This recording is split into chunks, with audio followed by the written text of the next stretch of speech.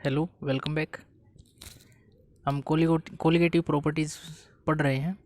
उसमें आज last colligative property है ऑस्मोटिक प्रेशर।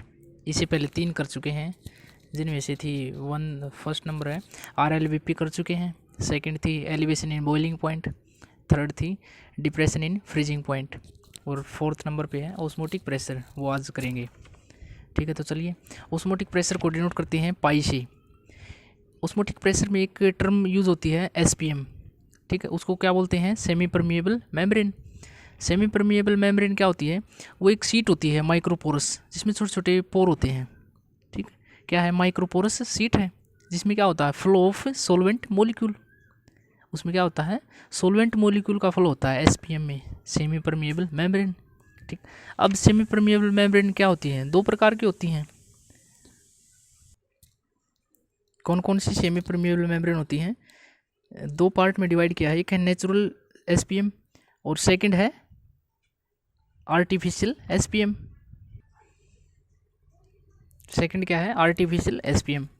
तो नेचुरल सेमी परमिएबल मेम्ब्रेन क्या है? Animal membrane, pig's bladder, plant cell wall, ये क्या है? Natural SPM। अब आर्टिफिशियल SPM क्या है? सेलुलोज, जेंथेट, कॉपर फेरोसाइनाइड, और नेक्स्ट है सेलोफेन। ये क्या है? आर्टिफिशियल सेमी परमिएबल मेम्ब्रेन, और ये क्या है? Natural semi permeable membrane. अब आगे चलते हैं। एक टर्म और है डिफ्यूजन, ठीक, और एक ऑस्मोसिस। उनको साथ के साथ पढ़ेंगे, रिलेट करके अच्छे से समझ में आएगा। अब देखो डिफ्यूजन की बात करते हैं। जैसे 2 सॉल्यूशन है हमारे पास, उसको एक सॉल्यूशन में हमने क्या लगा दी? सेमी परमिएबल, एक मेम्ब्रेन लगा दी। ठीक है, मेम्ब्रेन लगाने से इस साइड जो सॉल्यूशन है, सॉल्यूशन 1 है, इस साइड सॉल्यूशन 2 है। तो इसकी कंसंट्रेशन क्या है? C1, इसकी कंसंट्रेशन हो जाएगी C2। ठीक है, अब इसमें क्या है? इस साइड सोलवेंट पार्टिकल है, इस साइड क्या है? सोल्यूट है। अब जो इस साइड जो सोलवेंट, इस साइड जो सोल्यूट है, वो भी क्या है? एक्सेस में है, क्योंकि सोल्यूशन इस साइड भी है, सोल्यूशन इस साइड भी है। तो इस साइड सोल्यूट एक्सेस में है, इस साइड सोलवेंट एक्सेस में है, और ये किसी बीच में क्या है? इसके मेम्ब्रेन है एक। ठीक, ये वाली मेम्ब्रेन है नॉर्मल। तो नॉर्मल मेम्ब्रेन में क्या है? इसको ये यहाँ पे लगा दिया। तो इसकी जो कंसंट्रेशन है सॉल्यूशन 1 की, वो ज़्यादा है देन सॉल्यूशन 2 की कंसंट्रेशन से। ठीक है, मीन्स क्या है? यहाँ पर हाइयर है, यहाँ पर लोअर कंसंट्रेशन है, हो जाएगा। अब देखो जो सोल्यूट पार्टिकल हैं वो इस साइड से इस साइड जा रहे हैं, है ना, क्योंकि मैक्सिमम है, और सोलवेंट पार्टिकल हैं जो इस साइड से इस साइड आ रहे हैं सोल्यूट की तरफ। तो क्या होगा? जो ये सोल्यूट और सोलवेंट पार्टिकल इस साइड उस साइड जा रहे हैं, आ रहे हैं, तो ये कब तक आए जाएंगे, है ना, ये क्वेश्चन है। तो क्वेश्चन मीन्स कब तक आए जाएंगे? जब तक ये इस साइड उस साइड आना जाना बंद नहीं कर दें, तब तक ये बैलेंस ना हो जाए। जब तक ये सोल्यूट पार्टिकल इस साइड आएंगे, सोलवेंट इस साइड आएंगे, है ना, जब तक क्या हो जाए? कंसंट्रेशन सेम ना हो जाए दोनों की। बैलेंस होने के बाद क्या हो जाएगा? मतलब मीन्स क्या है? दोनों साइड कंसंट्रेशन इक्वल होनी चाहिए। ठीक है, ये क्या है? डिफ्यूजन है। अब देखो ओस्मोसिस में, देखो ओस्मोसिस में भी क्या है? सॉल्यूशन 1 है, यहाँ सॉल्यूशन 2 है, बीच में क्या लगा दिया? Semi permeable membrane. इसमें क्या था? नॉर्मल मेम्ब्रेन थी, इसमें है सेमी परमिएबल मेम्ब्रेन। ओस्मोसिस में सेमी परमिएबल मेम्ब्रेन। इस साइड कंसंट्रेशन C1 है, इस साइड क्या है? सॉल्यूशन 2 साइड C2 कंसंट्रेशन है। यहाँ पर भी क्या है? C1 की कंसंट्रेशन ज़्यादा है C2 की से, है ना। यहाँ पर क्या है? सोलवेंट पार्टिकल है, इस साइड क्या है? सोल्यूट है। तो जो C1 की ज़्यादा कंसंट्रेशन है, तो क्या बोल देंगे इसको? Higher concentration. इस साइड क्या है? लोअर कंसंट्रेशन, है ना। अब जो SPM लगाई है, इससे इफेक्ट पड़ेगा थोड़ा सा। सेमी परमिएबल मेम्ब्रेन ये क्या करेगी? जो सोलवेंट मॉलिक्यूल्स हैं वो तो इस साइड से इस साइड आ जाएंगे, लोअर से हायर कंसंट्रेशन की तरफ मूव कर जाएंगे, बट जो सोल्यूट हैं जो हायर से लोअर कंसंट्रेशन में नहीं जा पाएंगे, ये नहीं जाएंगे। तो वो क्या है? ओस्मोसिस है ना। डिफ्यूजन में क्या है? सोलवेंट भी इस साइड जा रहे थे और सोल्यूट इस साइड आ रहे थे। अब क्या हो गया? सोल्यूट रुक गए, किसकी वजह से? सेमी परमिएबल मेम्ब्रेन की वजह से। ठीक, तो इसने क्या कर दिया? SPM ने don't permit movement of solute particle. Solute particle को हायर कंसंट्रेशन से लोअर कंसंट्रेशन में नहीं आने दे रही, क्योंकि इसके पोर्स क्या है? बहुत ही स्मॉल है। इसके पोर्स क्या थे? थोड़े से मोटे थे, ठीक है, आर पार हो रहे थे। इसके बहुत ही स्मॉल है जो इसके पोर हैं, तो इसलिए सोल्यूट नहीं आ पाएंगे, सोलवेंट इस साइड आ जाएंगे। तो कंसंट्रेशन इस साइड ज़्यादा है, तो हायर कंसंट्रेशन की तरफ मूव कर जाएंगे सॉल्वेंट तो, और लोअर कंसंट्रेशन की तरफ सोल्यूट मूव नहीं करेंगे। ठीक है, अब देखो डेफिनेशन पढ़ते हैं। ये है जैसे diffusion, the net movement of any substance from the region of their higher concentration to lower concentration until concentration is same. बोल रहा है जो नेट मूवमेंट है सब्सटेंस की वो क्या कर रही है, higher concentration to lower concentration तब तक जाएगी जब तक कंसंट्रेशन सेम ना हो जाए, है ना। क्योंकि सोल्यूट भी मूव कर रहे थे, सॉल्वेंट भी मूव कर रहे थे, वो मूव करना बंद कब करेंगे, जब कंसंट्रेशन सेम हो जाएगी दोनों साइड। ठीक है, अब देखो ओस्मोसिस का क्या है, it is the flow of solvent molecules from solvent to solution through a semi permeable membrane. Semi permeable membrane ने क्या कर दिया, जो सॉल्वेंट मॉलिक्यूल है उन मॉलिक्यूल का फ्लो हो रहा है, बस किस का, सॉल्वेंट मॉलिक्यूल्स का, फ्रॉम सॉल्वेंट टू सॉल्यूशन, है ना, through a semi permeable membrane. और या यूं कहें डेफिनेशन दूसरी इसकी, the movement of solvent molecules move करेंगे क्योंकि एसपीएम है इसमें, molecules from lower concentration of solution to higher concentration of solution through a semi permeable membrane, ये भी बोल सकते हैं। ठीक है, अब आगे देखो सेकंड पॉइंट है इसका, इसमें क्या सॉल्वेंट पार्टिकल भी साइड मूव कर रहे हैं, सोल्यूट भी अदर साइड मूव कर रहे हैं, दोनों ही मूव कर रहे हैं।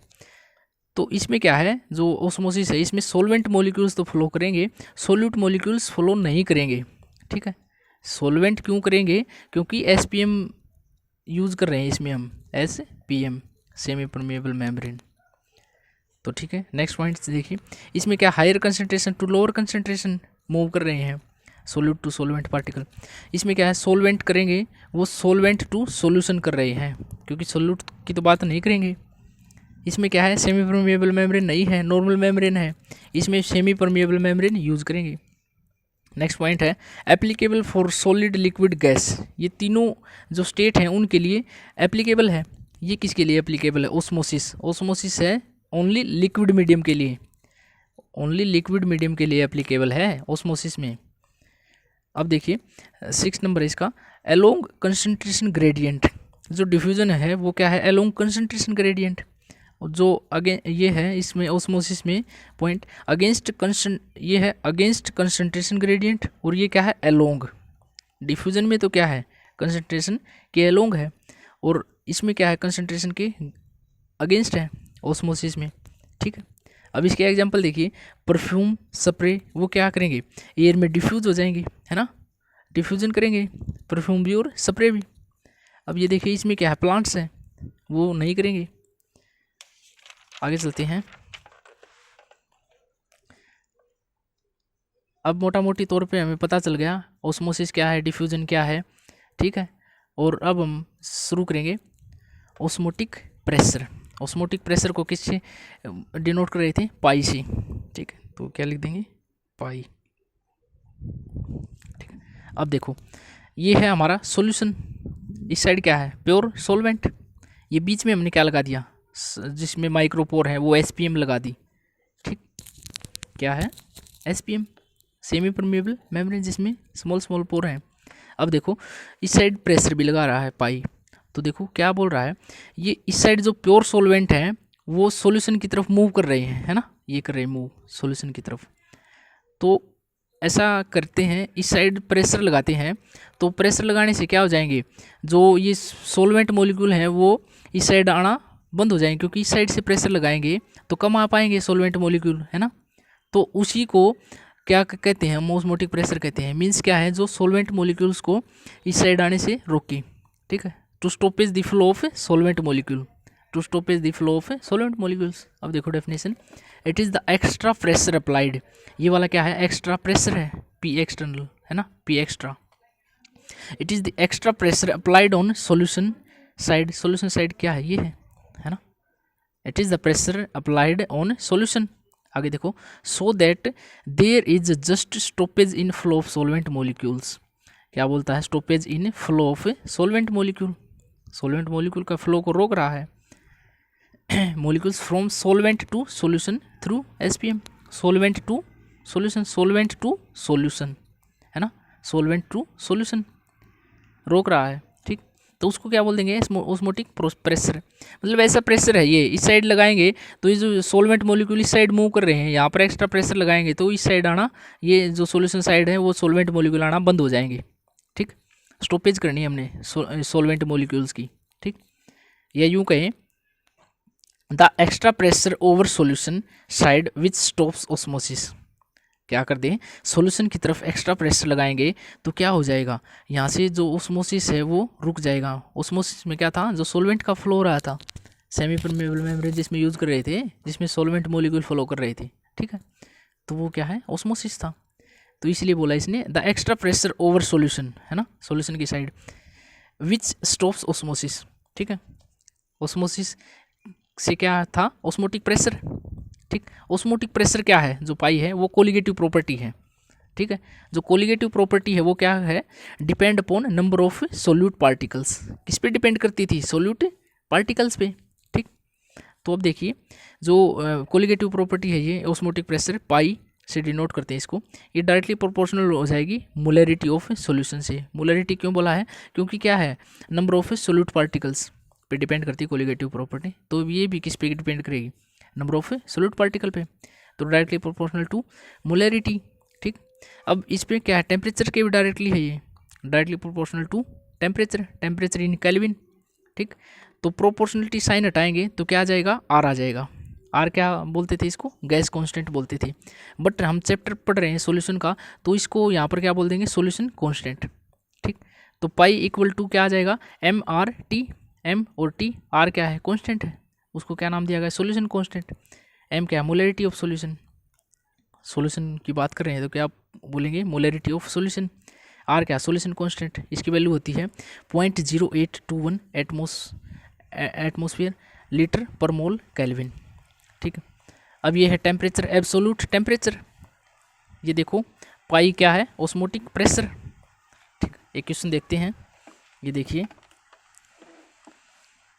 Calculate osmotic pressure due to 5% weight by volume. Weight by volume का मीन्स क्या है, वॉल्यूम क्या है, 100 ml होगा, वेट क्या है इसका 5 ग्राम, तो 5 ग्राम 100 ml में प्रेजेंट होगा, है ना, क्या, cane sugar, 5 gram cane sugar है जो 100 ml सोल्यूशन में प्रेजेंट होगा एट 15 डिग्री सेल्सियस।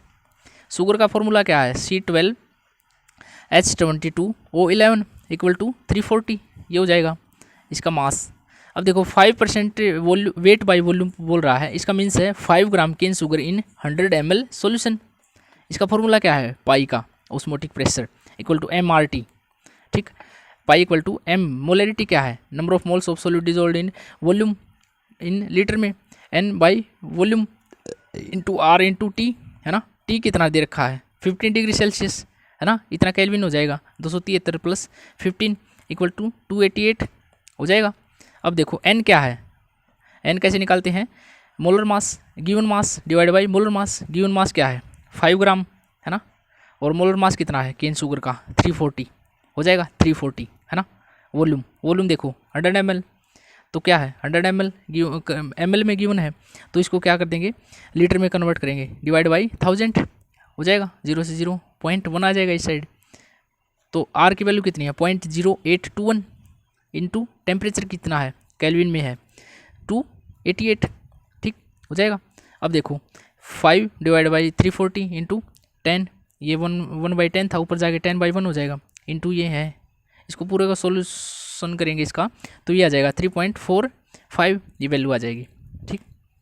निकाल देंगे, क्या करना था, ऑस्मोटिक प्रेशर निकालना था।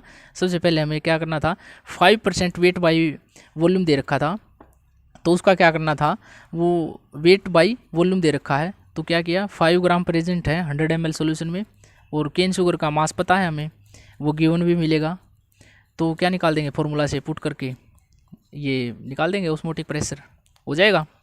अब नेक्स्ट क्वेश्चन देखो, 200 centimetre cube of aqueous solution contains 1.26 gram of a polymer, the osmotic pressure of solution is 2.6 into 10⁻³ atmosphere at 300 kelvin. Calculate बोलता है मोलर मास ऑफ मोलिक्यूल्स, ठीक है, जो कैलकुलेट करना उसको हम एक्स मान लेंगे। तो अब देखो इसका फॉर्मूला क्या है, पाई इक्वल टू MRT, ठीक। m क्या है, n बाई वॉल्यूम है ना in litre, into r into T same है। अब पाई दे रखा है इसने ऑस्मोटिक प्रेशर, ये देखो 2.6 इंटू 10⁻³ ये दे रखा एटमोसफियर है ना ऑस्मोटिक प्रेशर। तो ये यहाँ पे रख देंगे है ना। और क्या निकल रहा है, मोलर मास ऑफ पॉलीमर, तो ये हम क्या मान लेंगे x। तो गिवन मास कितना दे रखा उसका 1.26 ग्राम है ना। तो 1.26 डिवाइड बाई x मान लिया हमने वो। और वॉल्यूम कितना दे रखा है, ये देखो ये रहा 200 सेंटीमीटर क्यूब का भी मतलब कितना है 200 ml ही है ना। तो उसको लीटर में कन्वर्ट करने के लिए 1000 से डिवाइड कर देंगे। तो यहाँ से इंटू r की वैल्यू ये है, t की वैल्यू ये है, ये दे रखा 300 केल्विन। ठीक है, इसको सोल्व आउट कर लेंगे तो क्या वैल्यू आ जाएगी, x की वैल्यू आ जाएगी, x इक्वल टू इतने आ जाएगा x का मास। ठीक है, ग्राम में आ जाएगा। ठीक है, हो जाएगा, ये तुम खुद सोल्व आउट कर लेना। तो आगे चलते हैं। देखिए अब 3 टर्म है हमारी, आइसोटोनिक, हाइपोटोनिक और हाइपरटोनिक। पहली टर्म है आइसोटोनिक, इसकी बात करते हैं। आइसोटोनिक क्या होता है, 2 solutions having same osmotic pressure at given temperature. इसमें बोलता है 2 सॉल्यूशन है वो उनका सेम ऑस्मोटिक प्रेशर होगा, सेम टेम्परेचर और सेम ऑस्मोटिक प्रेशर। ठीक, तो वो क्या होगा आइसोटोनिक। जिसको π1 इक्वल टू π2 हो जाएगा, π1 इक्वल टू π2। मोलरिटी क्या हो गया m1 इक्वल टू m2 है ना। एग्जाम्पल से समझो, जैसे ये सोल्यूशन दे रखे हैं, इस साइड क्या है फ्लूइड इन ब्लड सेल, इस साइड क्या है 0.9% NaCl सोल्यूशन है। तो क्या होगा 0.9 प्रेजेंट है, बाई मास दे रखा है, इतना ग्राम प्रेजेंट है किसमें 100 ml सोल्यूशन में। ठीक, किससे वो कर दिया, बीच में क्या है इसके सेमी परमिएबल मेम्ब्रेन, मीन्स क्या ऑस्मोसिस होगा है ना। तो इस साइड और इस साइड बोल रहा है ऑस्मोटिक प्रेशर अगर सेम हो जाए तो वो उसको क्या बोलेगा, ये आइसोटोनिक है ना। जब ऑस्मोटिक प्रेशर क्या होगा इक्वल होगा तब उसको बोल देंगे आइसोटोनिक है। ठीक है, इसका एक एग्जांपल देख लो। क्वेश्चन है 5% वेट बाई वॉल्यूम।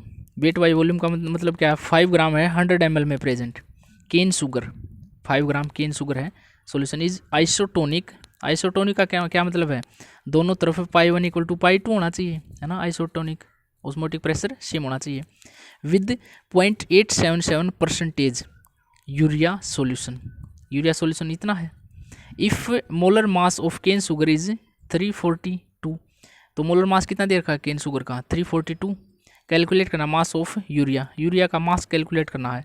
यूरिया का फॉर्मूला क्या होता है NH2CO NH2 यही होता है। ठीक, इसका मास है 300, ओ सॉरी ये तो गिवन है 342, ये गिवन है, ये निकालना है इसका मास यूरिया का।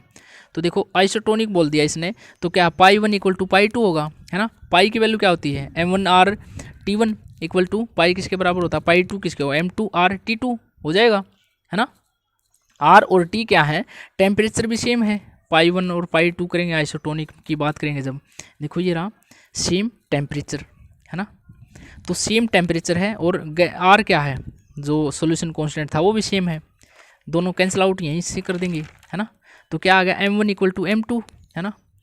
m क्या होता है n1 divide by v1, m2 क्या होगा n2 डिवाइड बाई v2। ठीक, अब देखो आर एन ये था। अब देखो जो 5% था वेट बाई वॉल्यूम, तो केन शुगर था वो देखो 5% weight by volume cane sugar, इसका मीन्स है 5 ग्राम शुगर जो केन शुगर है इन 100 ml सोल्यूशन में है। अब यूरिया का क्या दे रखा है, ये दे रखा है इतना सोल्यूशन है उसका, तो उसका यूरिया का ये मास निकलवा रहा है, तो मास को मान लेंगे x।